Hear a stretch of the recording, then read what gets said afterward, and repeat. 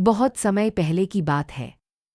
सृष्टि में अमरत्व प्राप्त करने की इच्छा से देवता और असुरों ने मिलकर क्षीर सागर का मंथन करने का निर्णय लिया। इस महान कार्य के लिए मंदराचल पर्वत को मथानी और वासुकी नाग को रस्सी बनाया गया। भगवान विष्णु ने कछुए का रूप धारण कर पर्वत को अपनी पीठ पर धारण किया ताकि मंथन संभव हो सके। देवता एक ओर और असुर दूसरी ओर खड़े होकर पूरे बल से समुद्र को मथने लगे। समुद्र मंथन के दौरान सबसे पहले अमृत नहीं बल्कि एक भयानक विष निकला। इस विष का नाम था हलाहल। यह इतना उग्र और जहरीला था कि उसके प्रभाव से आकाश, पृथ्वी और पाताल तीनों लोकों में हाहाकार मच गया। जहां जहां उसकी वाष्प पहुंची वहां जीवन संकट में पड़ गया। पेड़ पौधे सूखने लगे, जीव जंतु तड़पने लगे और देवता भी भयभीत हो उठे। सभी को लगने लगा कि यदि यह विष फैल गया तो पूरी सृष्टि नष्ट हो जाएगी। देवता और असुर दोनों ही इस संकट से घबरा गए। किसी में भी इतनी शक्ति नहीं थी कि वह इस विष को संभाल सके। तब सभी ने एक स्वर में भगवान शंकर का स्मरण किया। वे कैलाश पर्वत पर तपस्या में लीन थे।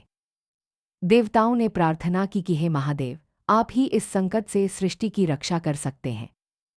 भगवान शंकर करुणामय हैं।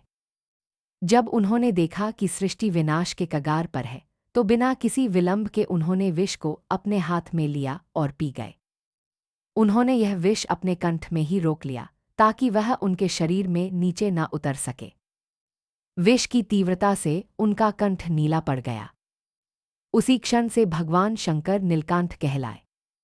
जब माता पार्वती ने यह देखा कि भगवान शंकर विष पी रहे हैं तो वे व्याकुल हो उठी। उन्होंने तुरंत अपने हाथों से भगवान शंकर के कंठ को दबाकर पकड़ लिया ताकि विष नीचे न जाए।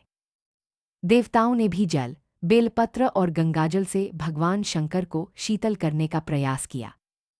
इस प्रकार महादेव ने अपार पीड़ा सहकर भी सृष्टि की रक्षा की।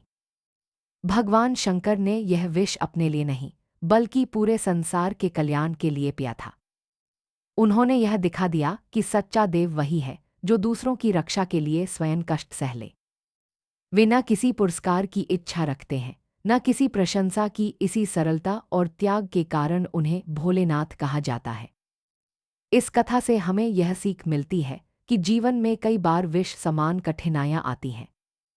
यदि हम उन्हें धैर्य, संयम और त्याग के साथ संभाल लें तो न केवल स्वयं सुरक्षित रहते हैं बल्कि दूसरों के लिए भी सहारा बन सकते हैं। भगवान शंकर का विषपान हमें सिखाता है कि सच्ची शक्ति बल में नहीं बल्कि करुणा और त्याग में होती है।